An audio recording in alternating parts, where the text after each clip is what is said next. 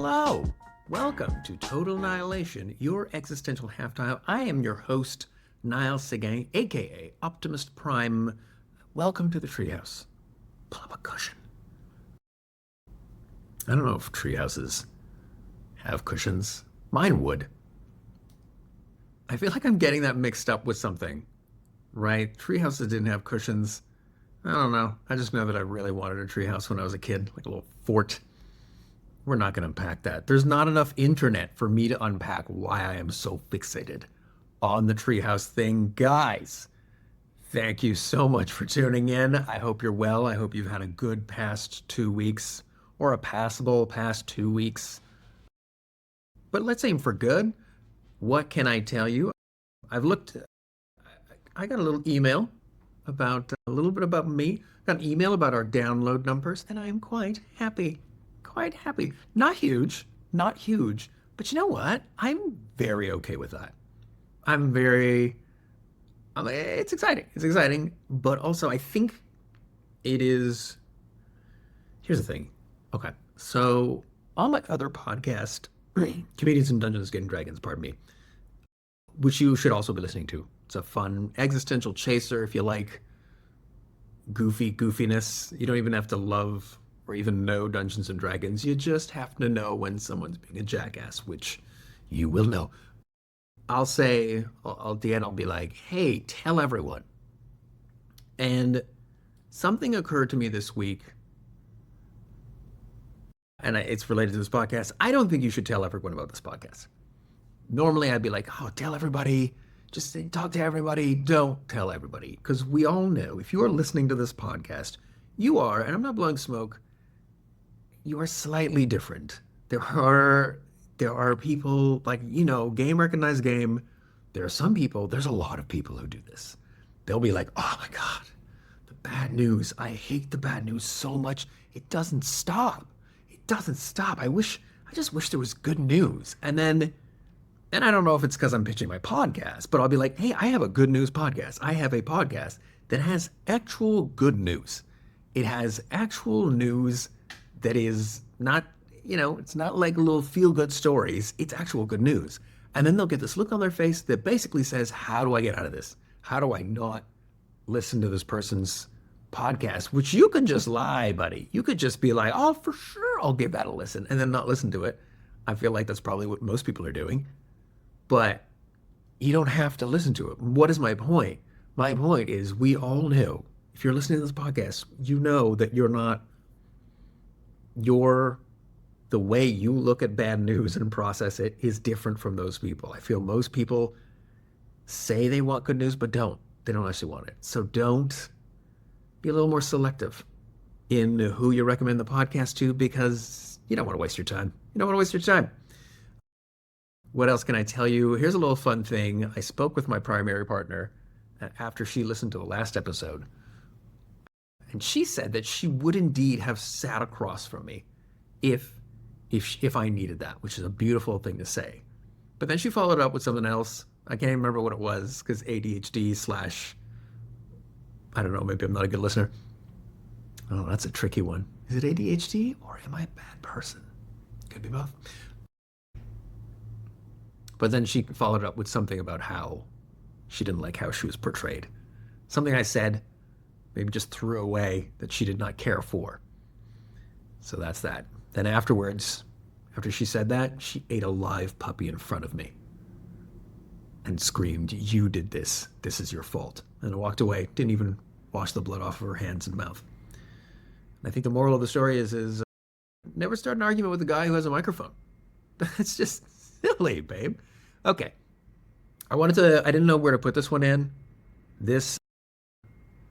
I saw this on Blue Sky social media, which is like going back to Twitter in 2015. That's what, if you're feeling nostalgic for 10 years ago. Oh, can you guys hear that? There's a vacuum cleaner just in my hall, just like we drew it up. Just like, okay, guys, I'm recording at this time. I'm going to need you to vacuum. I'm kidding. What the fuck? Shut up, Nile. Shut up. They're vacuuming a bunch of floors on a building. Fuck you and your little podcast. Wow. I don't know what that was. Gonna have to do a little parts therapy to unpack that. But I was on Blue Sky. I followed this guy, Hank Green, who's this big science nerd. Love it. And he also had there's a great podcast that was like a science game show that he had. And then, of course, as soon as I discovered it, it stopped. They stopped it for whatever reason. But he posted this, and I saw it, and I was like, I want to include that in the next episode. And this is what he posted. A tricky thing about modern society is that no one has any idea when they don't die. Like, the number of lives saved by controlling air pollution in America is probably over 200,000 per year. But the number of people who think their life was saved by controlling air pollution is 0. And I really like that. I haven't properly unpacked why I thought I wanted to mention it. Because, of course, why would I do any sort of prep work for this? But I think it's just important to, you know what it is? It's a form of scientific / progress gratitude, attitude of gratitude. You know, or a little downward comparison of like, we're always talking about like, oh, this bad thing happened, that we don't have that yet, or this is a problem. It's like, okay, take a second to appreciate just like how much stuff we've done and how much better it was than even 20 years ago, just in terms of life quality. I know a lot of people right now are like, no, aren't you watching the news? Yes, I am. And I stand by what I said. I said what I said. Guys, let's get to it, shall we? We all know why we're here. Well, a lot of you are here because you're my friends, but some of you are here for the good news, so let's get to it. This is Nile's top 10 favorite good news items from our home office in Finger, Manitoba. This is the most recent good news items. Number 10, Finland is ahead of schedule on coal phase-out. Earlier this month, Finland revealed it was a full 4 years ahead of schedule in phasing out coal. Coal has dropped to less than 1% of the country's energy mix. Oh, that's so cute, said Ethiopia's ambassador to Finland. I remember when we got to 42%. We posted it on our MySpace page. I'm being a dick there, but come on. I mean, it's nice that you're down to 1%, but Ethiopia is at 100%. Come on, Finland, you can do it. You can do it. Just do you need to maybe send someone to Ethiopia to take some notes, write some shit down? I don't know. I feel like you got the potential, Finland. By the way, I Googled for this joke. Ethiopia doesn't have an ambassador to Finland, just a consulate in the entire country. I feel like that's a diss. I feel like there might be something there. And if there isn't, there fucking is now. In addition to reducing emissions and increasing energy independence, the switch also helps cut customers' energy bills. That's great. Now I can really go all in on my hobby running the lights 24/7 for completely legal reasons, said the guy who smells like patchouli and has a pet snake. That's a drug dealer joke, by the way, in case you're kind of scratching your head, which is understandable. Because get this. This is another surprise from Google this week. Google's just giving me little slaps in the face. Weed is still illegal in Finland. I'm sorry, what? How are you number 1 in the happiness power rankings, but you're still doing this primitive shit? That's insane. And I'm not saying drugs are essential to your happiness, but what I am saying is you cannot be. This is every time, the more I'm doing this podcast, the more I'm learning stuff I did not expect to learn about. First of all, I'm learning about just the incredible volume of good news that we're just not getting. But the other thing I'm learning about is we have some brands, some ideas about certain areas of the world that maybe are not quite accurate. Because you think Finland, let's be honest, you think Finland, you think Nordic, you think, oh, it's like if IKEA was a country, right? Simple, efficient, not ostentatious, always doing the right progressive thing. But no, fucking, you're sending people to prison for weed. In 2025, that is savage. That is savage. Come on, Finland. Jesus. Anyways, This change comes after, I forgot to read the rest of the bit. It comes after Finland's parliament voted nearly unanimously to ban coal within 10 years. And given how, you know, fast they're moving, that might be faster. Oh, sorry. This was 4 years ago or 6 years ago they decided to do this. And then boom, they overshot by 4 years. Good for you, Finland. Congratulations. Now fucking get high. Get high, for Christ's sakes. Grow the fuck up. Oh my God.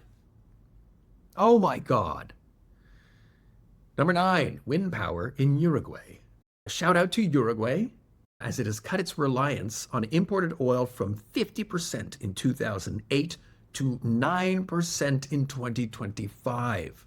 That's a sprint right there. Uruguay gets 4% of its power from solar, 9% from oil, 38% from hydro, 32% from wind, and 17% from biofuels, pardon me, leading many to call it the Finland of the South if Finland ever gets its shit together. I know, Finland's catching strays, but come on. Fucking eat an edible, Finland, for Christ's sakes. By the way, I really like that. I'm just looking at that now.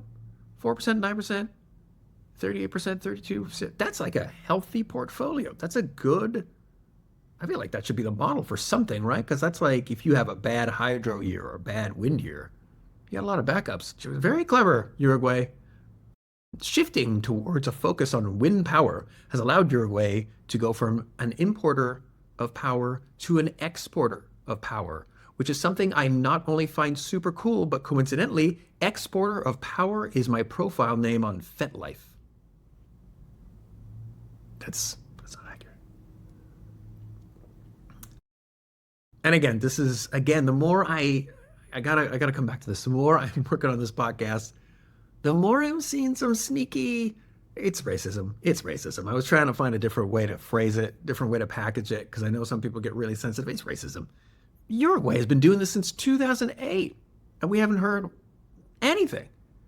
Finland gets close to phasing out coal, and like we're running a parade. Now, to be fair, we haven't heard about Finland in the mainstream news either, but you know what I mean. I'm just saying, some people are getting orange slices a little late. Moving on. Number 8, Iceland embraces the 4-day work week. It has been 6 years. 6 years ago, Iceland embraced the 4-day work week, and the results have been amazing. Productivity has remained stable, and workers report reduced stress, and a better work-life balance. However, the policy has devastated the country's cocaine, booze, and psychotherapy industries. I bet you if I was working 4 days a week, I might not botch as many punchlines. The government's investment, in cutting-edge digital infrastructure is believed to be one of the main reasons why productivity has remained high despite shorter hours. Wait, what about housing? Do they not build houses in Iceland? What is digital infrastructure? Do they have Constructicons? Okay, maybe not. Okay, moving on. The transition for Gen Z, and I'm saying Gen Z because we are all very patriotic in Canada right now. Trump has done more for Canadian unity than any politician since Pierre Trudeau. So everyone's like, wait, is Trump a Russian operative? Do you ever stop to think that maybe he's a Canadian operative? Huh? You ever stop to think that? Maybe we sent him down there. Maybe we were like, hey, we sent you Céline, maybe we sent you Trump. Anyways, the transition for Gen Z was very easy. However, there was a brief period where the nation's phone system crashed, dealing with boomer employees who needed to know how to internet. I'm talking shit. I'm getting close to the edge of like, how does this work? Iceland's success demonstrates that the 4-day work week isn't just viable, but can offer significant benefits. In a related story, the U.S. has adopted the more humane 4-year work week. Hell, I wanted a better joke there. I did. And I feel like as soon as I post this episode, the punchline will be like, actually, how about this punchline? I'll be like, fuck, that was a punchline. But congrats to Congrats to Iceland. Man. Wait. Should I move to Iceland? As if they'd let me. I just did to Iceland what Americans do to Canada. And that's sort of like, maybe I'll just move to Canada. Like it's just a rotating, like a little, a little turnstile that you just roll up. All right, I'm Canadian now. You're welcome. I'm sure Iceland would be like, okay, what do you got? A podcast? Get the fuck out of here. Number 7, Thailand bans corporal punishment of minors. Guys, Thailand is on a heater this year. I know, those are my knuckles, by the way, in case you heard that. I know they legalized same-sex marriage just a few months ago, and now the government has banned corporal punishment of minors. The announcement was made by Prime Minister Shinawatra from her freshly teepeed home while her daughter stood in the background and yelled, "What you gonna do about it, yo bitch?" UNICEF Thailand welcomed the news, but also stressed the importance of the government backing the ban with adequate educational campaigns. A representative from UNICEF added that if the Minister of Education did not do so promptly, she would, quote, beat him into last year when corporal punishment of minors was still legal. I'm going to take a minute here. This is, again, going back to the fucking racism. Remember how excited we were? I say we, by the way, I'm Canadian and I am not American, but we were all excited about like, oh, maybe Harris is going to be president of the United States. Like that was a big, such a progressive thing. Prime Minister Shinawatra is a woman. And, I don't know anything about her party, but I feel like 2 bangers in 1 year in a country led by a woman, is that a coincidence? Maybe. You know what? Yes. I'm going to say, because, I couldn't do that. What am I, generalizing? Is this what the podcast is now? Generalizing? Is that what I do? I probably have amazing numbers if I did generalize. Just sweeping, hateful generalizations. But no, that's not what I'm doing. That is not. Fuck all that. All right, number 6. I don't know why that was so angry. I apologize. German wastewater fuel. This one's cool. They're all cool, right? But there are some stories where you're like, there's some stories where you're like, oh, that's cool. That's very cool. But there are some stories where you're like, oh, that is cool. That's cool plus, as in, that's cool. Plus there might be an after effect down the road, which will be even cooler. What am I babbling about? Here's what I'm babbling about. A German startup has patented a novel process to produce climate-neutral methanol from wastewater as marine fuel. Ecodos, that's the name of the company, opened a plant in March that is the first to use an integrated process to convert sewage gas from wastewater into e-methanol that can be used as marine fuel. Officials were excited because not only could this greatly reduce global carbon emissions, but it might also change where our minds go when we think of Germans and poop. I'm so sorry if you're eating lunch right now. Obviously, I could not have anticipated that. Actually, I could have, obviously, if I just apologized for your... Okay. Can we take a moment to appreciate, this one, it's number 6. It probably should have been higher in terms of my favorite. Because this is such a gift that keeps on giving. There's some bad stories that just have repercussions that you're like, oh fuck, this keeps getting worse. This is one where it could keep getting better. Because first of all, it's just always nice to hear. I didn't even think about this, the biofuel solution for shipping emissions, which by the way are huge. They're only quote unquote only. They're 3% of our world emissions. But we like to move shit around. That's what we do.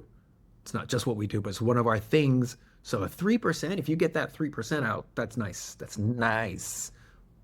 But the other thing is there's multiple, there's solar, there's biofuels. There's a lot of, probably not wind, because that would just be a fucking sailboat, right?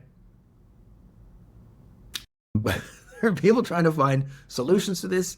I think that's great because it's multiple solutions, but also I find that whoever gets to the solution first, don't kid yourself. That is, first of all, A, following in the footsteps of Finland and Uruguay and everyone else who's trying any advancement in renewable energy, they're going to be ahead of schedule. This is going to come sooner than we think. Primo. B, segundo, I also think that you gotta think of the possible repercussions, right? Like every time someone discovers something in one sector, some other nerd will look at that discovery and be like, oh, wait a minute, I can take that and apply it here. I can, make my thing. So I think this will be, I like this one. I like this one. And I'll tell you what, here's a little something else I forgot to mention in my catch up. I am betting. I have found a way to bet on renewables. Not in a bet 365 way, but I have like a little retirement thing, a little tax-free savings account that I've been squirreling money into for quite some time. Humble brag. But mostly because that's the type of person, the poor person I am, right? If you grew up poor, there's two types of people. There is the squirrelers who will always hide their money compulsively and never or barely spend any of it because they always think the second shoe will drop. Is that the expression? Yeah. And then there's the person who just a rapper at a strip club, just losing their shit, just burning through money they don't have. So I got this book years ago called The Little Book That Beats the Market. And I've been following their plan. Basically, it's every quarter, you sell whatever you bought last year and you buy something new. But this year, I was like, you know what? Fuck all that. Or this month, anyways, April, I was like, nah, I'm not doing that. I'm not doing that. So I sold what I had last year and I just went all in on renewables. Guys, I'm so excited. I'm so excited. Now, granted, going in on renewables, I was going in on a few companies that I was able to buy from my spot. So who knows, right? These guys might not be winners down the road. I hope they will be, but it's just exciting. It's exciting times because not only, I remember, let's call it 20 years ago, investing in renewables was something that you did so you could virtue signal and feel good about yourself. Now it's something that you can do for both reasons. You can virtue signal, feel good about yourself, and then down the road make some good fucking bank. So that's very exciting. I don't know if it's tariff proof. I know that's what you're thinking. I know that's what you're wondering. I don't know. Moving on, number 5, stopping domestic abuse with a trip to the bank. A UK organization called Hestia created an initiative in 2023, and I'm not sure why I'm just hearing about this now, but that has led to 7,000 safe spaces in pharmacies and banks where victims of abuse can go if they want assistance leaving an abusive relationship. Hestia decided to use banks and pharmacies because if there are two industries who know anything about abusive relationship dynamics, Jesus. Victims are given a room with a computer and a phone as well as contact details for support organizations. The spaces are funded by the People's Postcode Lottery because apparently banks and pharmaceuticals are a bit strapped for cash right now. That's insane. I was really loving this story. I love the story. But then I found out that the lottery's funding it? Are you kidding me right now? You're a bank. You can't even do something good by accident? You can't even just reach into the pile of money, reach into the Visa late fee pile. Just to that pile of cash that is just growing exponentially faster than a fucking casino. Just give them a space, give them an office. We all know a bunch of your buildings are empty. You can't just use one of those buildings, one of those spaces that you're not using, God forbid. I am so sorry I'm making this negative. This is a really good story. This is a really cool thing. So I'm going to spin it. We're going to go back to the positive, which is I hope this spreads. This is an amazing idea. I hope it spreads. I hope organizations around the world are like, hey, that's a good idea. Let's make these safe spaces. Let's get it, everybody. Number 4. I had to double check that. Are we already at number 4? Time flies when I'm yelling into a microphone. Yemeni mobile beehives. That was hard to say for some reason. Yemeni beekeepers are making the most of brief blooming seasons. Beekeepers in the water-scarce country have turned their apiaries mobile, which has had a great effect on the preservation of bees as well as Yemeni honey. In an unrelated story, Yemeni honey will now be my new Grindr profile name. I am not Yemeni, but Yemeni honey? Fuck, that's hot. I don't know why I find that really sexy. If your profile is Yemeni honey, total Nileation at gmail.com.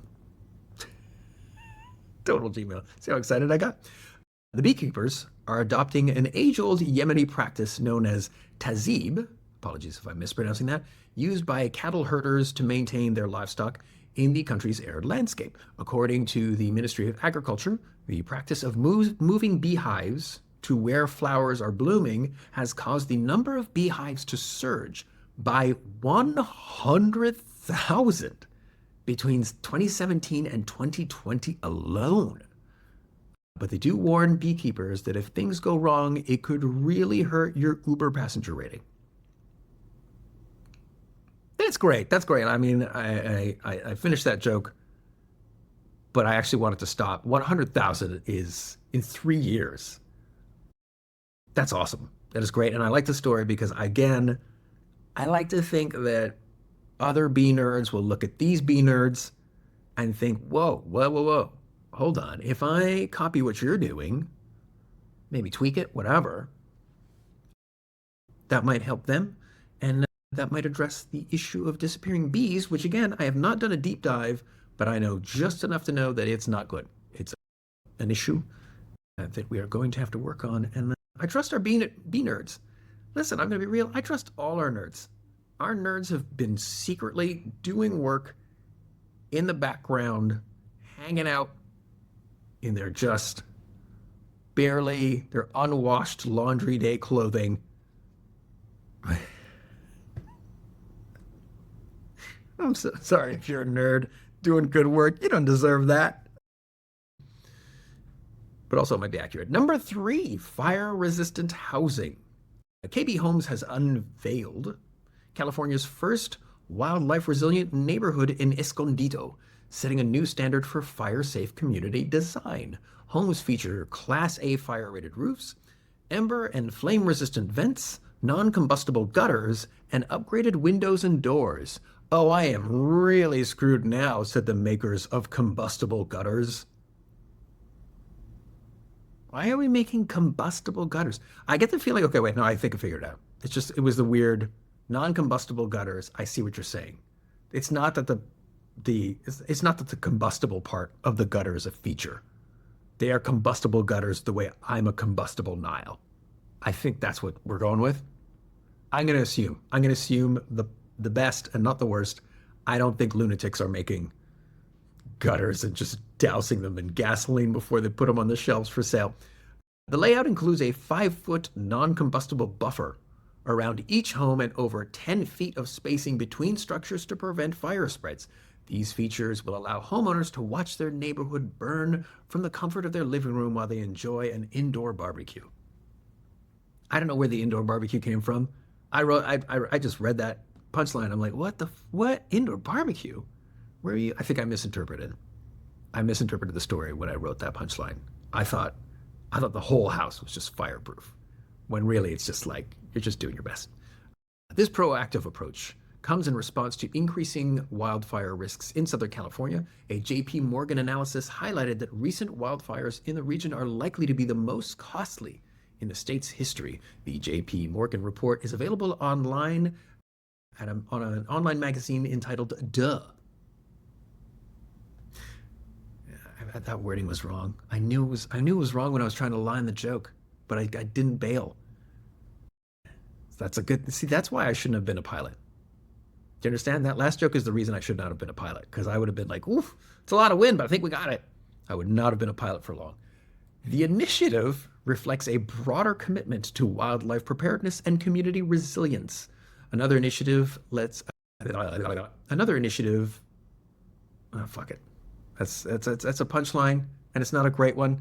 This time, this time I made the right choice. As a pilot, I was like, no, we're coming in way too hot. I'm pulling out. I'm pulling. So I saved you. Now I understand. I get it. This is what a true hero feels like. I like the story. Obviously, I like the story. I included it, but I like this notion of, because it's not going to be, we're not going to stop climate change on a dime. It's going to get messy, and that's not ideal, but it's okay. We're going to get through it. So we're going to have to do shit like this. And I love that people are taking initiative. We'll be like, okay, if we do this, that will help while we sort our shit out. Number 2, dementia rates still dropping. Obviously, this one close to home, because I lost my mom's to a dementia-related complication. Not to dementia, but dementia-related complication was definitely involved.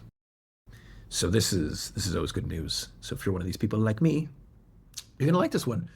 New research suggests that the anticipated dementia tsunami in the US might be more of a gentle wave. So that's good news. The bad news is that all the wild shit that comes out of your grandfather's mouth is just what he believes now. It is not dementia. You can't blame it on that.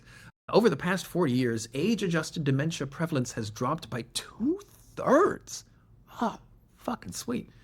Indicating that each successive birth cohort has a lower risk than its predecessor. So we're probably not going to see another presidency like this in our lifetime, guys. You might want to savor it. Because trust me, a few decades down the road, when you're watching a competent president make lucid decisions and sticking to those decisions because it was a good decision, you're going to be like, well, back in my day, presidencies were exciting. We didn't know. It was terrifying. It was exciting. Not this boring progressive logical stuff. If these trends continue, and they will, guys, come on, total dementia cases are projected to rise by only 25% by 2050, primarily due to population aging, challenging the previous predictions made by researchers of a doubling in cases. To be fair, the researchers who made that prediction had pretty bad dementia. This is exciting. Let me tell you something. I know they're saying 25%. I'm going to say, and I guess I'm not a researcher, I'm not a scientist, I'm not a doctor, I'm well aware. I'm going to say that that's going to be even lower. Because again, point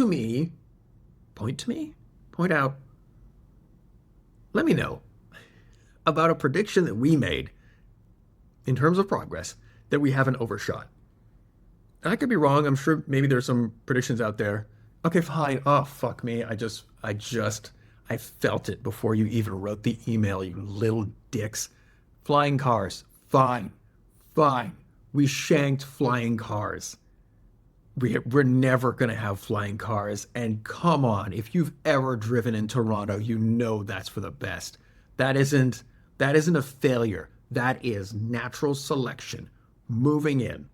I feel like I would be willing to bet that there were scientists who had ideas and designs for flying cars, but nature intervened and were like, I can't let you do this. And they died in random ways because nature had to protect the species. The decline in dementia rates is attributed to improvements in public health, education, and management of chronic conditions. That's what Big Dementia wants you to believe, Robert Kennedy yelled before staging another bike-killed dead bear accident. Okay, all right. If you don't know this story, what I just said is going to sound like I just had a stroke. I did not. I knew I wanted to put Robert Kennedy in this punchline, so I did a bit of Googling. And guys, I mean, I would say Google it, but I'm just going to tell you the story now. This is crazy. And if I'm wrong, please email me and let me know. Robert Kennedy told a story, and apologies if you already heard this, about how he was driving along and he saw a dead bear by the side of the road, according to him, killed by another car. But given Robert Kennedy, I wouldn't be surprised if he was like, yeah, someone else ran it over. It's like, it was you. It was you, Bobby. So this fucking guy sees the bear body, corpse, and like any logical, rational human, says to himself, well, that's a total waste of bear meat. Not making a word of this up. So he takes the bear's corpse, pardon me, not the bear, and puts it in his car. Then Mr. Kennedy realizes, oh shit, I have a flight to catch. And he's not going to have enough time to do whatever the fuck he was going to do to this bear. I'm hoping butcher it, maybe stuff it into a freezer. I don't know what, but he decides I'm not going to have time. So he does what we all would do. And he takes it to, I think, if memory serves, Central Park.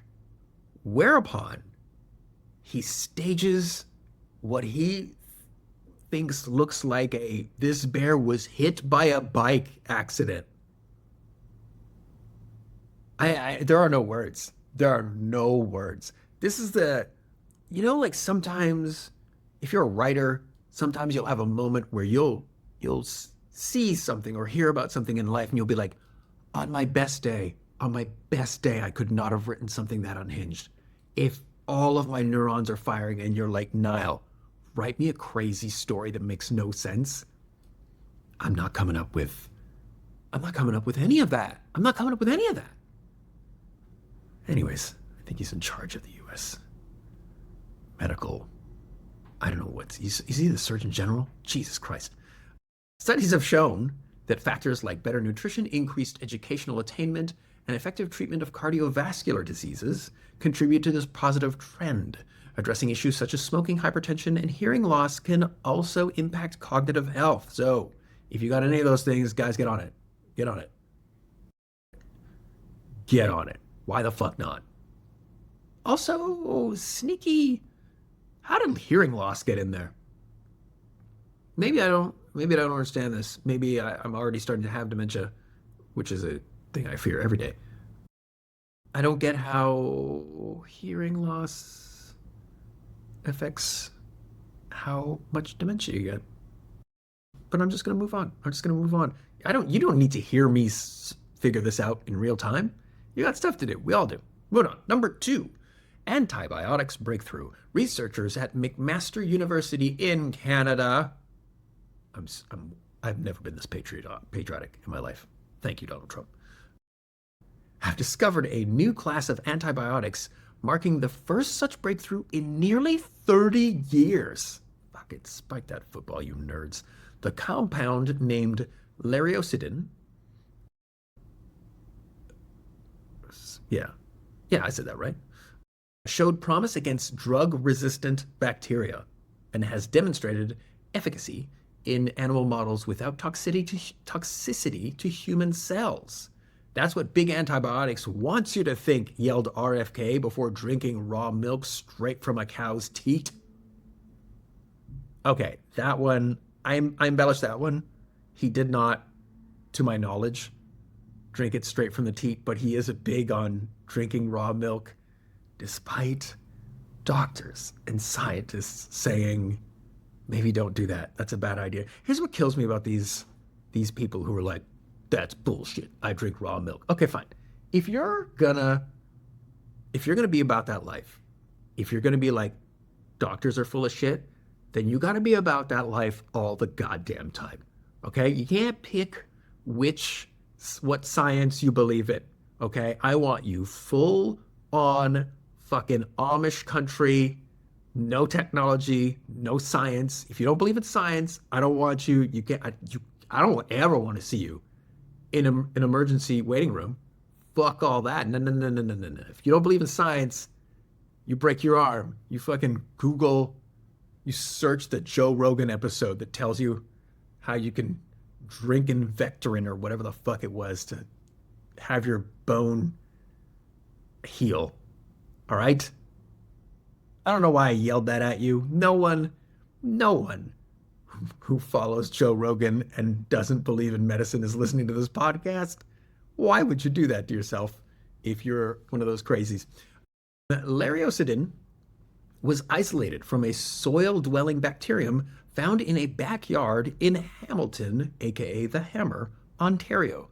The research team cultivated the soil sample and eventually produced Lariocydin, which exhibited strong antibacterial activity, including against strains resistant to existing antibiotics. The team abruptly ended their press conference when someone asked, "Wait, what were you doing hanging out in people's backyards?" That's a weird part of that story, right? Like, why did you specify a backyard? Just say we found the soil. You can say Hamilton, I don't really care where, but the backyard is weird. Now, like, if I had a backyard, I would be like, the two things I'd be worried about is raccoons and scientists. Just little packs of adorable lab coat wearing scientists rummaging around the dirt in my backyard. Oh, look at that one. I'm going to feed him a grape. The discovery addresses the urgent need for new antimicrobial, I know there's a way to say that, and I can't say it properly. It's right there. Microbial. Antimicrobial, we're just going to move on. Agents amid rising antibiotic resistance, with approximately, and you should be sitting down for this one, 4.5 million deaths annually due to resistant infections. Lariocydin's novel action and safety profile offers hope. And so now researchers are now focused on optimizing the molecule for clinical development and large-scale production. Pretty sweet, pretty awesome, pretty exciting. That is, see, this is the stuff that the next time you are panicking or the next time you are around someone who is panicking, this is the kind of story that you need to remember, because we never remember the panic. We just will panic, someone will come up with a solve, and then we never remember that we lost our shit. Because I am almost positive that I have heard people just be like, oh man, I've definitely seen like clickbait stuff online where it's just like, ugh, so many strains of antibiotic resistant stuff. We're all going to die, yada, yada. What's going to happen? Oh, doom, doom, doom.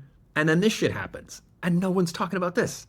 If the increasing number of antibacterial resistant strains is a story, then a new goddamn antibiotic that deals with said strains is also a story. I don't know why I'm yelling at you. I think I'm just angry and you're just catching strays. I'm sorry I'm yelling in your ear. I will try to calm down. But you see what I'm saying, right? Like, this is fucking aggravating. All right. And the number one story, good news story, the Thames, which is a river that goes through London, England, and a lot of England, by the way. I did not know the Thames was that long. The Thames is now clean-ish. This week, it was reported that the Thames, once thought to be biologically dead and irretrievably dirty, is now one of the cleanest rivers in the world. In an unrelated story, irretrievably dirty is going to be my new profile name on FetLife. Or Grindr. Now, okay, by the way, you're probably thinking, why the fuck is this story number one? I think it goes back to literally what I was just talking about. It's the how we forget what we thought and or predicted. It was biologically dead, and now it's on the comeback, it's clean, and the Transforming the Thames Coalition has put together $5 million to protect the wildlife that is indigenous to the Thames, including seahorses, water pipers, and pasty geezers just looking to do one less job. I just got to do that one less job, just for me and the kiddos, and then I'm retired. I'm retired for good. Oh, I gotta watch out for the butcher. The butcher, that old mobster with big thick glasses. Him who feeds his rivals to his seahorses. You ever see a seahorse eat a man? That is too much Guy Ritchie. I blame Guy Ritchie for the past 10 seconds. It's Guy Ritchie's fault. Now, we move on to another segment called Nerds No One Cares About, but Who Probably Saved Your Life. I need to find a different way to phrase that, because that's clunky, right? And I feel like the grammar's off. Like instinctively, I know the grammar's off, but I can't figure out why. We're just going to move on. The nerd this week, the nerd of the week. Oh, that's a much better title. Nerd of the week who probably saved your life. I don't know. Carl Landsteiner. This one I like. I mean, the last one was cool, but for some reason you'll see why. Now, this nerd was born in Austria in 1868, and he was responsible for the discovery of blood groups, which is something I didn't even think about. But before he discovered the different blood groups, people would get blood transfusions, and sometimes it took, and sometimes it really did not. And no one, except for this one nerd, stopped to think, why is that? Why is that? Like, you just get some blood, and it takes for some people and doesn't for others. Anyway, so Carl discovered that different people's blood had different characteristics from other people's blood, which led to a whole bunch of stuff that we don't even think about in addition to transfusions, right? Like this is like surgery, blood banks, transplants, all of that shit. Now, obviously, you know what I mean? It helps transplants. The best part of this, by the way, apparently he was a very pessimistic person and very negative, but I love that this is how useful nerds are. Even when they're pessimistic, they still manage to do shit like this. And if you're looking for a number, the estimated number of lives that this guy saved is 1.1 billion. Like I was going to say there's a pretty good chance that he saved your life, but probably not, right? 1.1 billion out of what? 9 billion? What are we at? 200 gazillion? But still, that's fucking nuts. He's considered to be the father of hematology, immunology, polio, and allergy research. Yeah, I think that's fantastic. It's a fun little thing to think about. Yeah. There's a joke. I don't know if you can hear me contemplating. There was like a little joke. Remember like last time I did this and I was going to do like an action movie trailer? And I thought, what if I did that this time? That'd be fun. And I'm looking at the script for it and I'm like, it's okay. It's okay. I don't know if it's like that. I don't think it would have landed. Anyways, it was a summer action blockbuster called Landsteiner Part 1 Bloodbath. Rated R for nerd. Rated N for nerd, pardon me. If you enjoyed, if you want to vote and say, nah man, you should do the trailers, feel free to send me an email. I might still do it. So now I'm going to share, there's a thing that I talked about last episode that I just started trying out. This is for my neurodivergents out there, and probably my normies as well. Not for all the neurodivergents, because this is something I'm doing. And I told two people who have ADHD. Okay, one person who has ADHD and the other person, I'm like, I think you have ADHD. But I know, I'm never going to, anyways, it doesn't matter. And they both were not big on it. They both did not think it was a good idea for various reasons. But this has worked wonders for me. Guys, I'm using ChatGPT to help me out with my life. I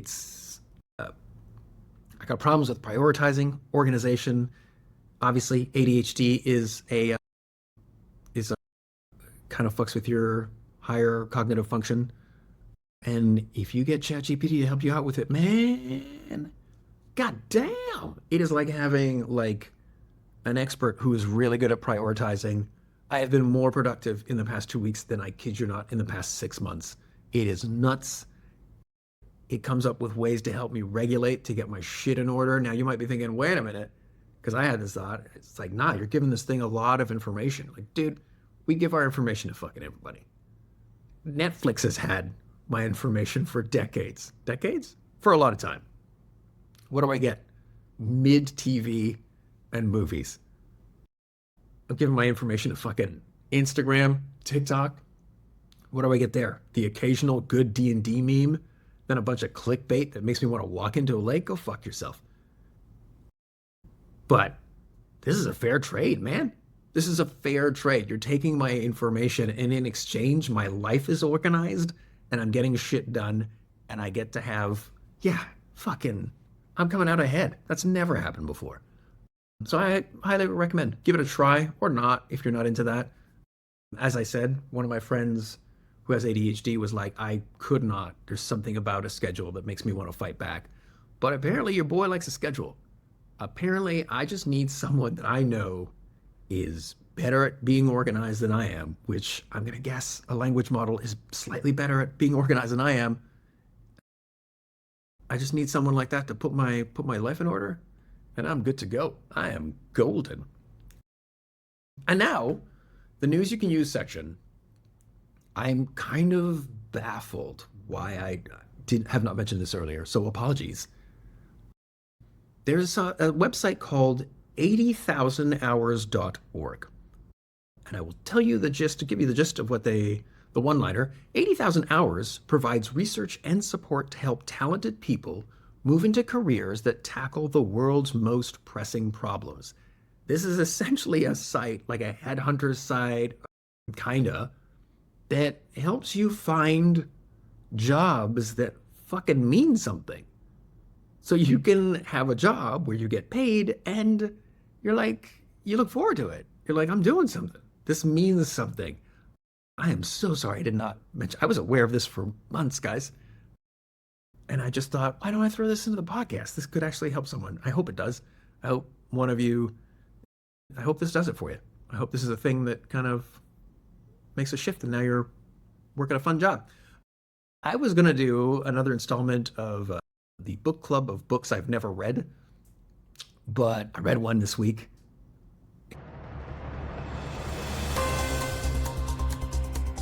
Hooray me.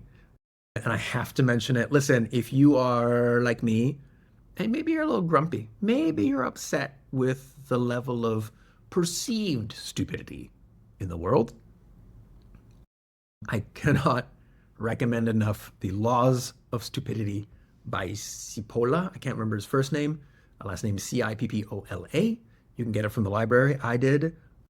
And it is, you can literally read it in like half an hour if you have ADHD. It is so funny. This guy, I think in the 60s, it started out as a series of essays where he was just breaking down the laws of stupidity. And there are some bangers. Like we always underestimate the number of stupid people in circulation in the general population.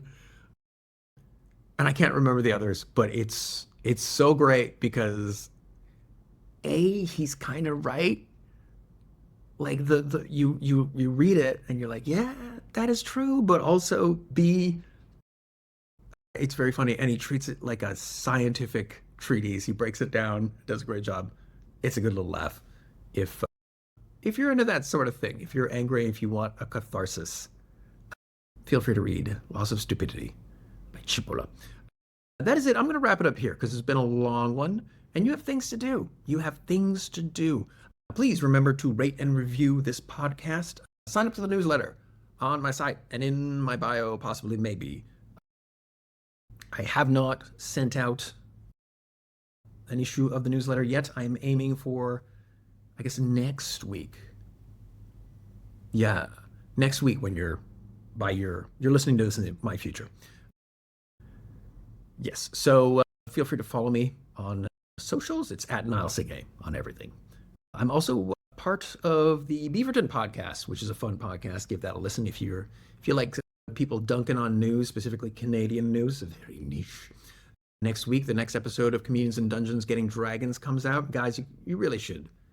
You don't even have to know Dungeons and Dragons. If you just like silly people being goofs, give that a listen. You don't even have to listen to season 1. We did a season 2. We did a season 1 recap.